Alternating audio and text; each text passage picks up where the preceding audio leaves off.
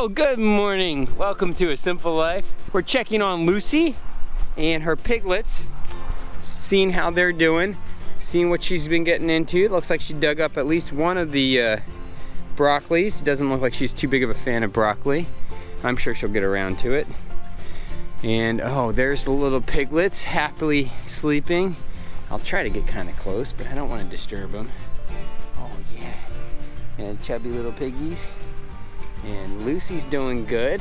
I'm glad they settled into their nest. And you can tell from the ground disturbance, she really likes these hawthorn berries. I'm not surprised. The bears love the hawthorn berries too. When they start getting low on other stuff, they go when they vacuum them all up, and you will not find a hawthorn berry under anything. Hello, little pickles. Hi, little guys. Hi, guys. Don't be camera shy. Well, I'll take the other end. No interest.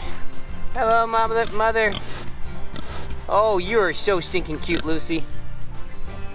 I like to come out and check on everybody, even if the boys have come out and checked on everybody, and it's not because they don't do a great job. They do a wonderful job. But it's because they are boys. They don't think about all the consequences of the little things. So we come and double check their work. We're gonna get her water topped up, and we'll see you guys up at Herman's. The way that this day unfolded before the boys and I was amazing.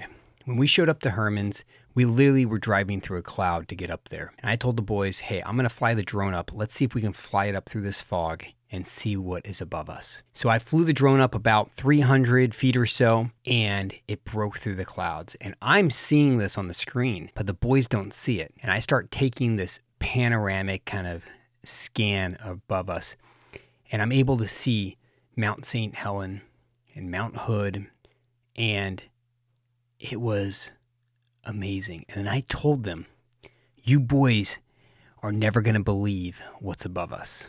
And when I brought the drone down and I showed it to them, their minds were blown that we could be in this fog. We couldn't see probably more than 100 yards in front of us, but above us was an absolutely amazingly beautiful day. We are up at Herman's. The puppy's trying to figure out if she wants to jump out of the truck or not. You gonna come out, Reba? Come on. She hates being picked up. I don't blame her. I can totally understand that.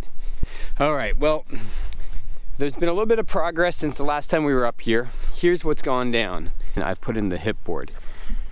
There is obviously a kink right there in the hill. It'll be fine. It's not going to be a problem. I'm going to change some of what I've done on this one when I do the next one. And this side we got the toe board in, and we're going to put the hip board in next. Things that I would change. I looked at what Charlie had done on his, and Charlie has his running with the hillside. He didn't level, he just ran him on the hillside. So I did the same thing just because, well, if it worked for Charlie, he's been doing it for 35 years, it'll work for me. I'm not gonna do that again on this. The next one I do, I'm gonna come in with the excavator, and I'm just gonna take all the bumps out. I'm gonna level the ground. I'm gonna level the overall slope of the ground and just make it nice and even. I'm learning. Every time I do something, I learn lessons, you know, and so the greenhouse, this greenhouse is gonna teach me a lot of what I'm going to do and not gonna do in the future. There's a learning curve to all this stuff, and you know, when you decide to start doing something different, move from the suburbs and you move to the country and you don't have any experience on growing or farming or doing that stuff, the learning curve is really steep. And I'm not complaining, don't get me wrong. I'm loving the learning curve. I'm loving the fact that I'm able to see my work produce value for my family. That's really important to me. And it seems like there's a lot of times in life that your work doesn't provide value for your family, it provides value for some big corporation. Trust me, I have a day job. I know exactly what that's all about. So all these little lessons that you end up encountering, the little failures, are things that you can learn from. You go, oh, there's a difference between, you know, running my greenhouse on the slope and running my greenhouse on potentially some ground that just needs to be slightly leveled. That's the difference. I didn't see the difference because it's detail. It's that little detail that I wasn't seeing. So that's kind of what is going on. Is I'm, you know, learning on the spot. It's, you know, it's what you do. You learn as you go. And sure, I can YouTube this stuff. You can YouTube it. You could spend your whole entire life on YouTube, and trust me, I'm posting this on YouTube. I understand. You can spend your whole entire life on YouTube looking at how-to videos, or you can just get out there and start doing stuff. And you'll make mistakes. You'll screw stuff up. Absolutely, 100%. I've done it. I still do it. I do it every day. I make mistakes. But then you get better, and then the cool part is you know why you made the mistake, and you know how to fix it the next time, and then you can pass that on to the next generation. That's something that YouTube doesn't give you, is the why. Why did you fail? And you get good at technique, and you get good at doing things that you weren't good at because you failed. And there's hints. You definitely use the hints that are out there. The folks that, you know, give you ideas. And I think that's the biggest part, is get ideas from folks and then go and do. So we have a lot of work in front of us. The morning sun comes up on the east side over here. Goes across.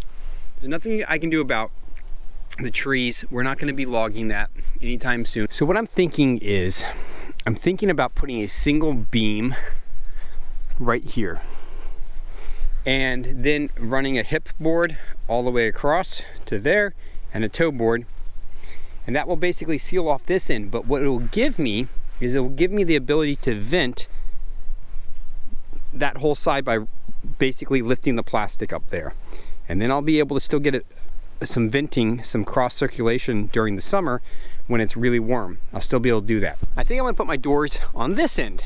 Here's what I'm gonna do, is I'm gonna put 2 posts. They're gonna be, the outside spacing is gonna be 8 feet. The reason why I'm doing the outside spacing is 8 feet, meaning from the outside of one post to the outside of the other post is 8 feet, is because I'm gonna get 2 pieces of polycarbonate, and I'm gonna make my doors out of 2 pieces of polycarbonate. Together, those are 8 feet wide. I want overlap, okay, because I want to be able to basically have a little bit of a seal, not like a true seal, but I just want to have a little bit of overlap, so that way I get less heat loss in the cooler nights and cooler days of early spring and late fall. Okay, so I got the post. They're sitting in the holes. They are not, obviously I haven't leveled them or put gravel in the holes, so they're just sitting there. But you can see they will sit perfectly upright when I'm done. Here's what I'm thinking about doing. Instead of cutting these down to 8 feet, I have a lot of strength already built up in these. What I'm gonna do is I'm gonna actually put a 16-foot 2x6 across the top of them and tie it into the structure, and then I can tie in from the middle of that, I can tie into the top of the structure, and then we'll put a toe board across and a hip board across. So these will be basically what ties this in. That's the plan right now. The problem is I don't have a 16-foot 2x6, and I also don't have a 16-foot 6x6.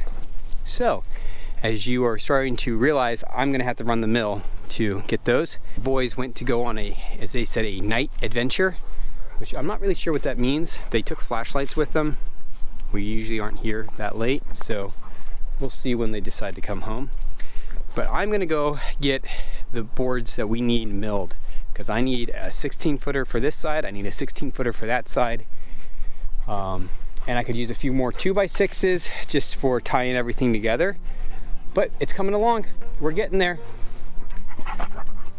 Progress. Progress and puppies. Progress and puppies.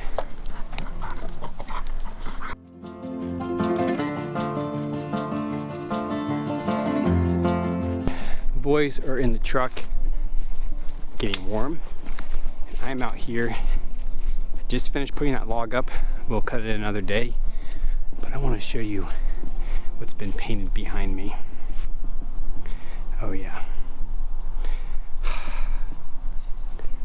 I'll throw the drone up in the air. We'll get some footage right now. Hey, thank you so much for joining us today on A Simple Life.